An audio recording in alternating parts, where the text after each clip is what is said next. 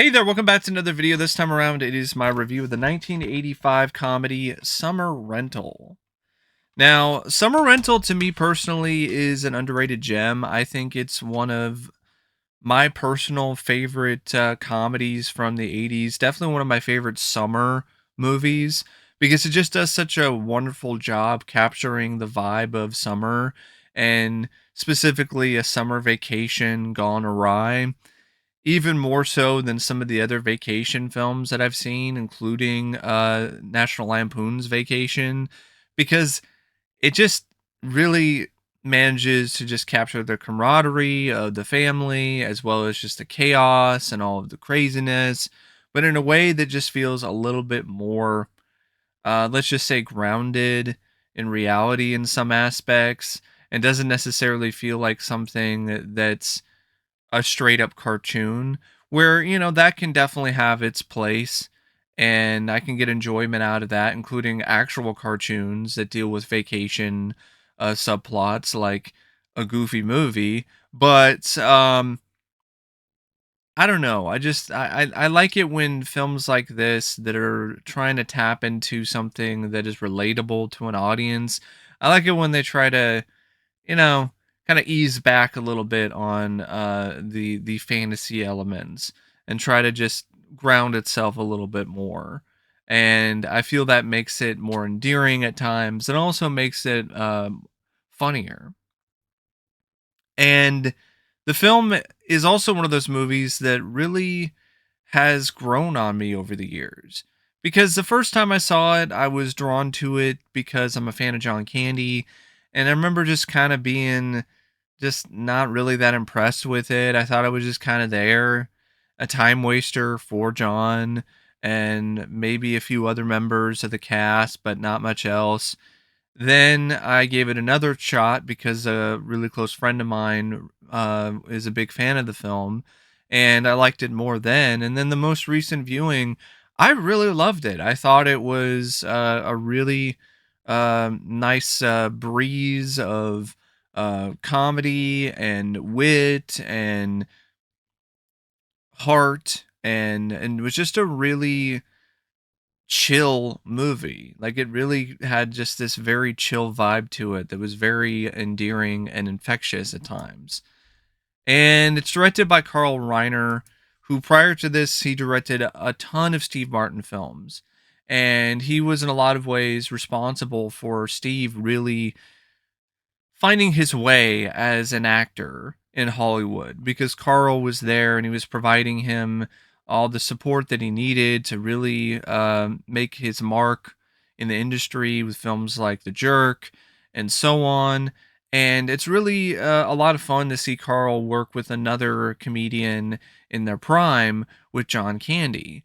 And to me, John is right up there with Steve when it comes to being a comedy legend. And so John was already a unbelievably talented comedian and actor. So all he needed was a runway. All he needed was someone to provide him the opportunity to take off and just really make his mark on uh, the industry in the same way that Steve Martin did. And he did that before, with little bit roles or supporting cast roles in other movies prior to this that really did help him leave a mark with Stripes and Splash and so on and so forth. And of course, his work on SCTV. But this was his first major starring role where he was the biggest name on the credits and on the poster and in the marketing. And I think Carl Reiner was a really good choice of a director to really be there for John and to be there to lift him up and to just really provide a great support system for him in his first major starring vehicle. And the direction at times, I will say this, especially during the sailing scenes, it does feel like kind of a postcard kind of thing where the direction can be a bit flat, but for the most part, I think the direction is good. I think it's a solid job, well done for this kind of film. This is not the kind of movie that needed like a lot of crazy camera angles and POV shots and all of this other stuff. The direction is very let's just say simple, but in a good way, because it just makes it so things aren't too distracting. You're not paying attention to the director trying to wow you with his directing talents, and instead you're just able to immerse yourself even further into the movie and into the story and into these characters. So I think for a film like this, when it comes to the direction, really what is honestly the prime objective is to really have a good consistent tone visually, as well as provide a really solid template, or let's just say a place for the comedy in the film to really shine. So you have to have a lot of moments where the timing is just right. And Carl Reiner definitely does provide that plenty of times in this movie, because there's just some really hilarious sequences that are timed really well and are very effective when it comes to the comedic timing. And the connection with the cast is also something that's very paramount in these kind of films, and I definitely do feel that Carl really makes it feel like everyone involved in this movie are a real family, or the bad guy is really a bad guy, and everything just feels very authentic and very real. And I think in large part, it's not just due to the direction, it's also due to the script by Mark Reisman and Jeremy Stevens. It definitely does feel like a lot of the antics and a lot of the things that happen in this movie are stuff that was straight out of a real summer vacation. Where, oh, we're going to go get a summer rental, and oh, whoops, we wound up at the wrong house, and now we have to go and scramble everything together and then go to the real rental, and it's a dump, and then we got to deal with just the hectic insanity of the public beach.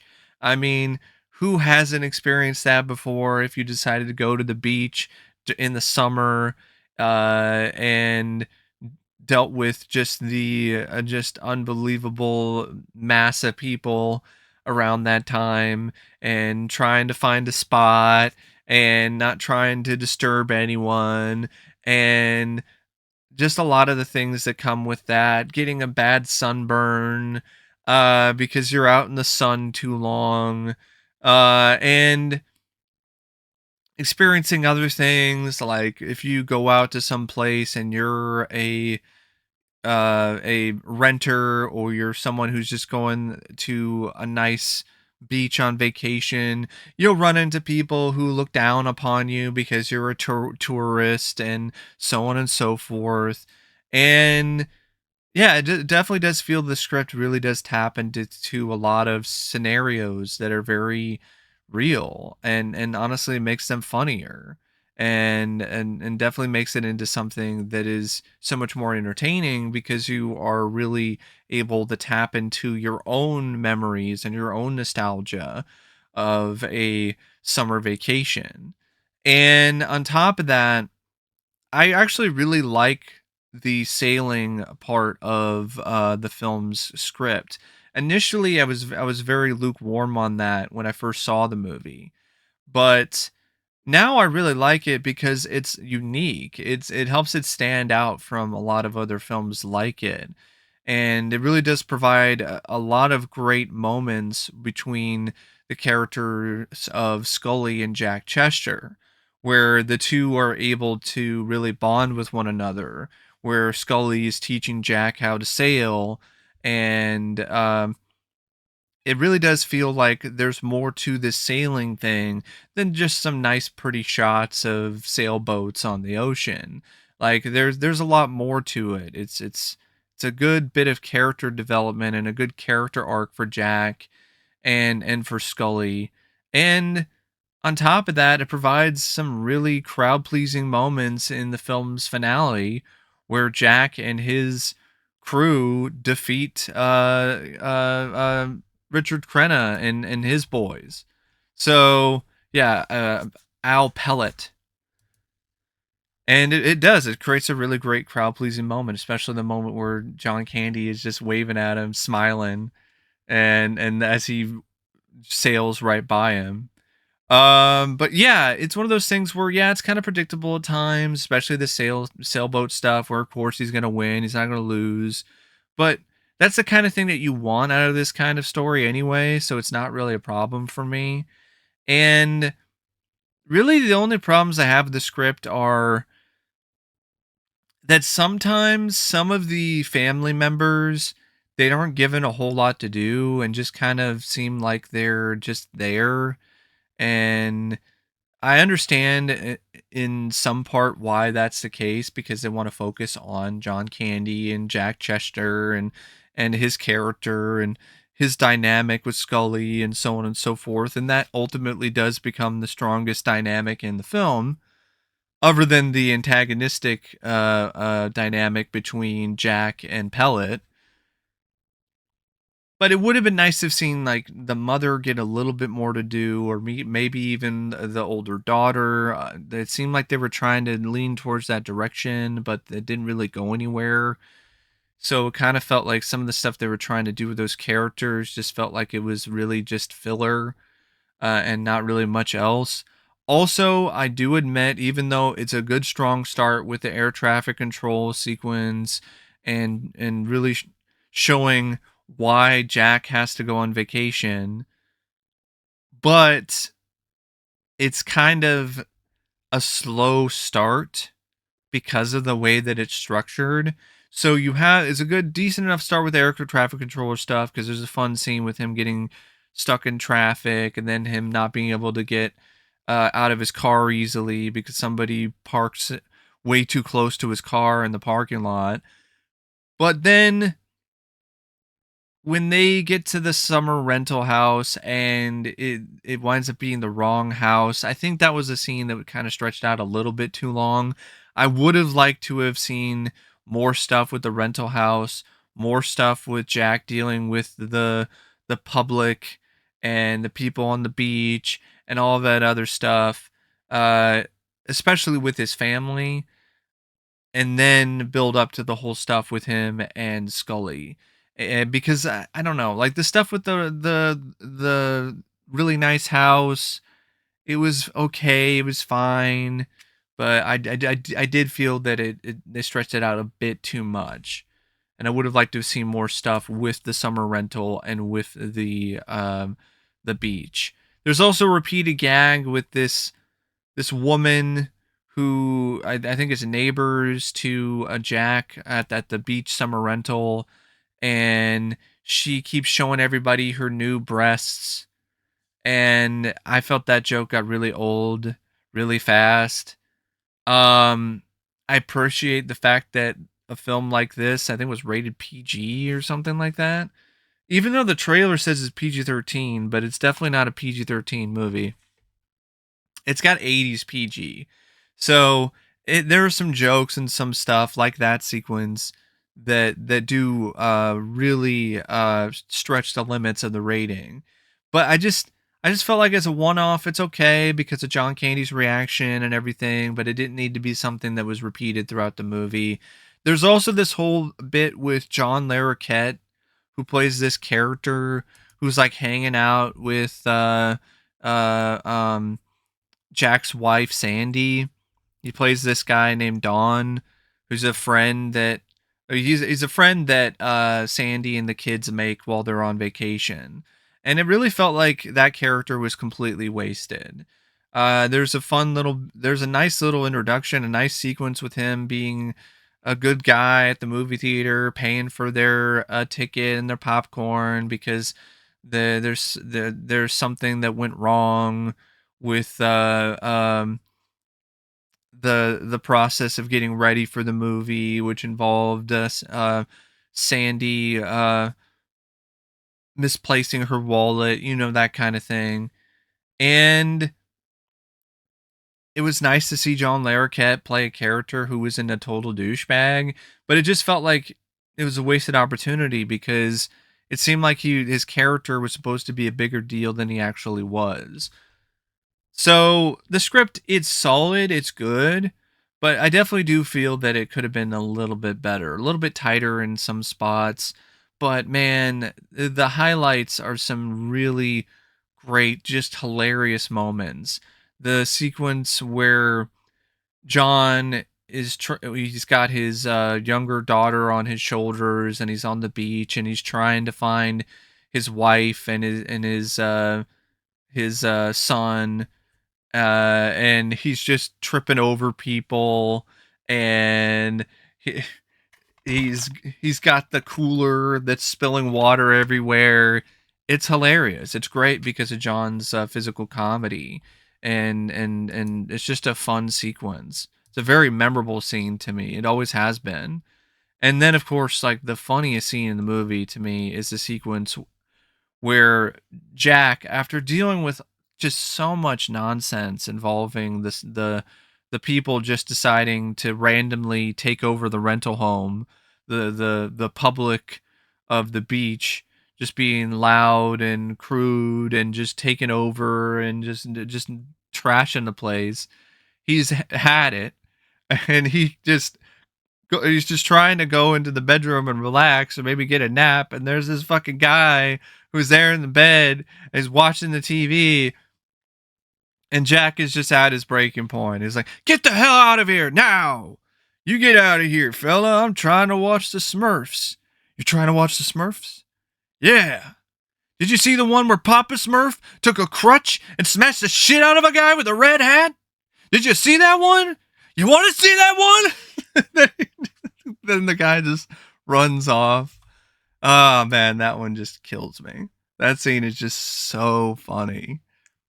And there's some other great bits too. I really love the scenes with Rip Torn's character Scully and John Candy's character Jack. I think those two just have great chemistry. The lines that the screenwriters give them are funny and honestly heartwarming at times because of just how they build this genuine bond and sense of respect for one another, and they build each other up by the end of the movie. And every film like this needs a good antagonist, and the script does a really great job providing one with Pellet.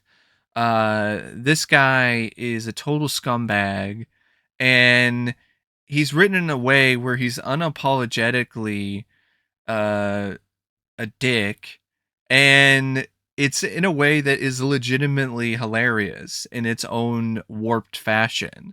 I mean, there's a whole scene where after the guy who was the original owner of the summer rental passes away, he shoves the mother of this guy out of the picture so he can use the coffin lid to get her to sign away the rental. I mean, that cracks me up too, just because of just how warped it is.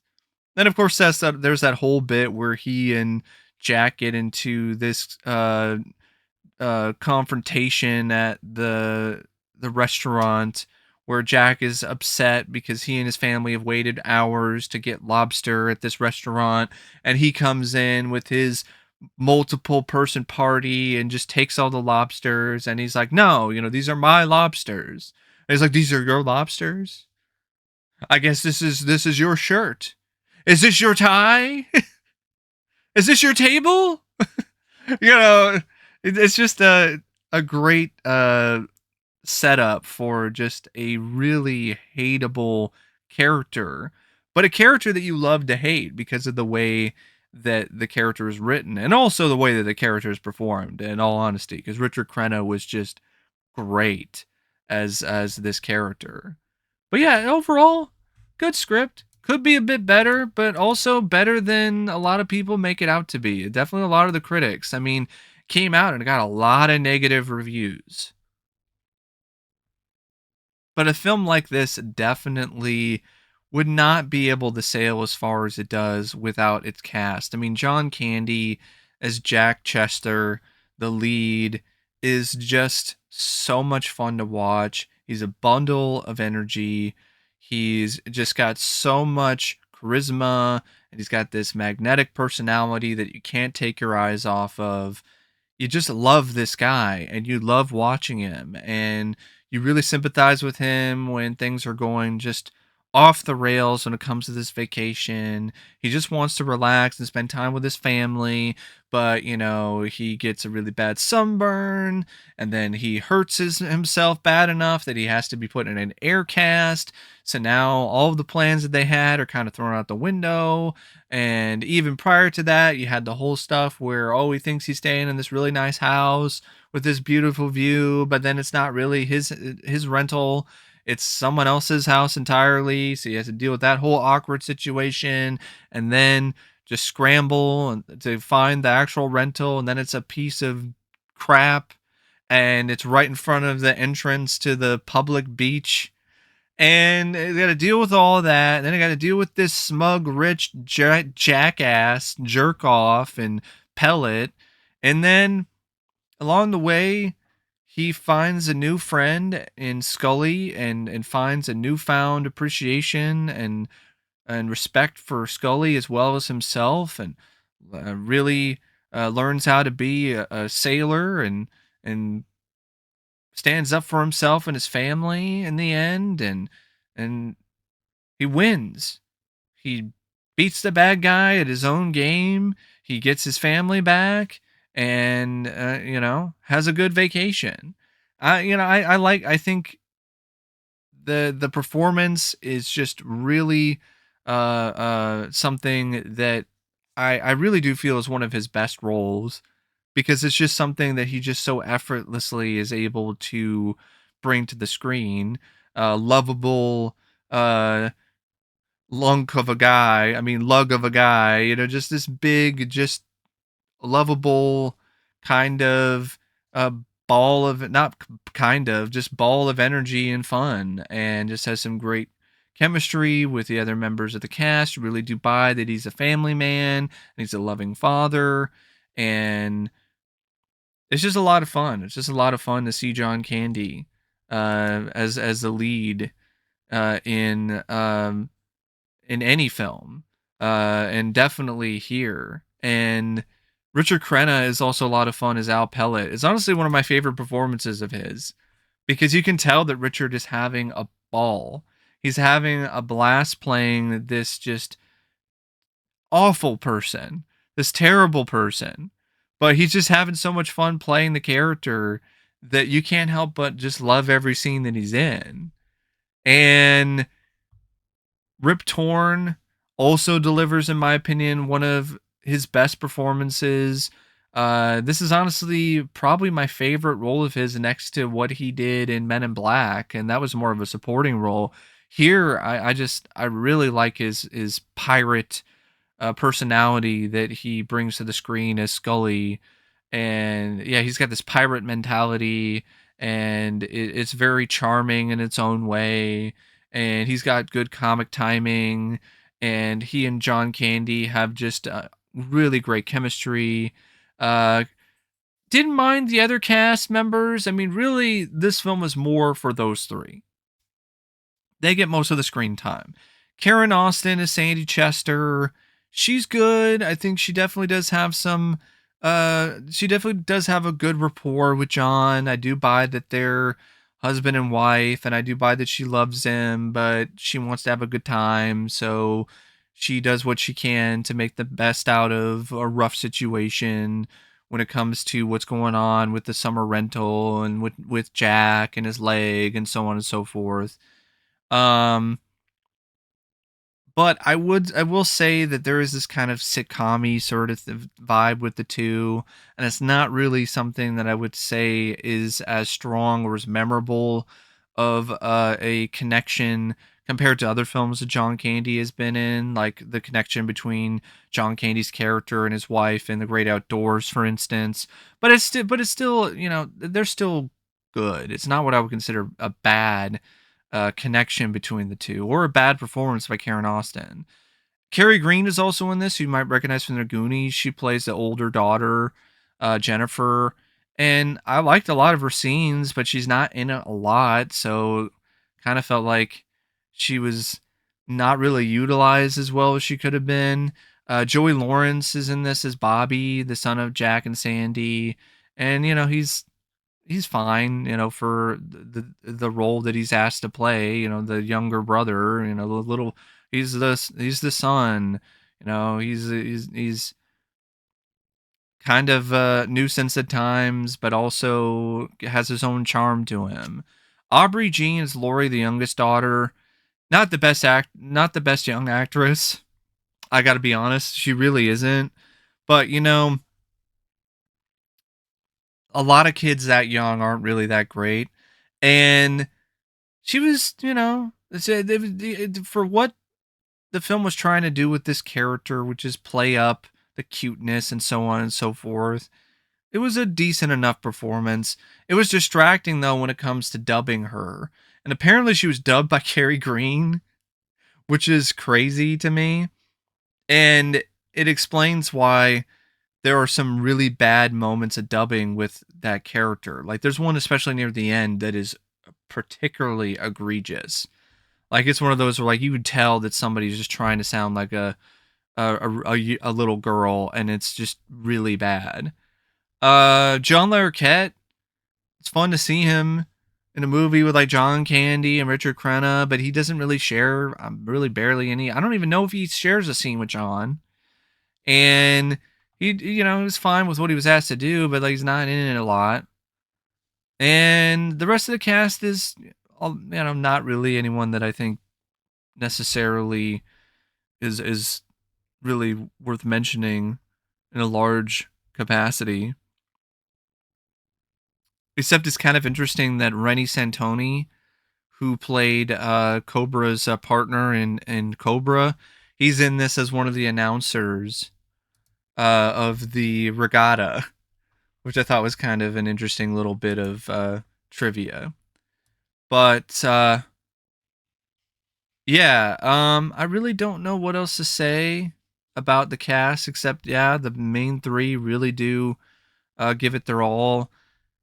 And when it comes to other elements of the movie, it's got some nice looking shots by Rick Waite, the cinematographer, especially some of the shots at night with the sunset and everything, and the shots of the beaches and the sailboats. And it's a nice film to look at in terms of just providing a really good beach vibe and a summer vibe to it. The editing by Bud Mullen, uh, it's got some nice energy to it at times in its own right. We're seeing the transitions will have a certain lively nature to them, which adds a little bit more to the movie. The score by Alan Silvestri is honestly really good. I think it's one of his more underrated scores. It does another uh, great job when it comes to really providing that atmosphere and that mood, that summer just feel and vibe. And speaking of music, I really want to mention the song "Turning Around" by Jimmy Buffett, which is honestly probably my favorite song of his from this soundtrack. I think it's a really, really catchy tune, and it really does a great job putting you in a good mood.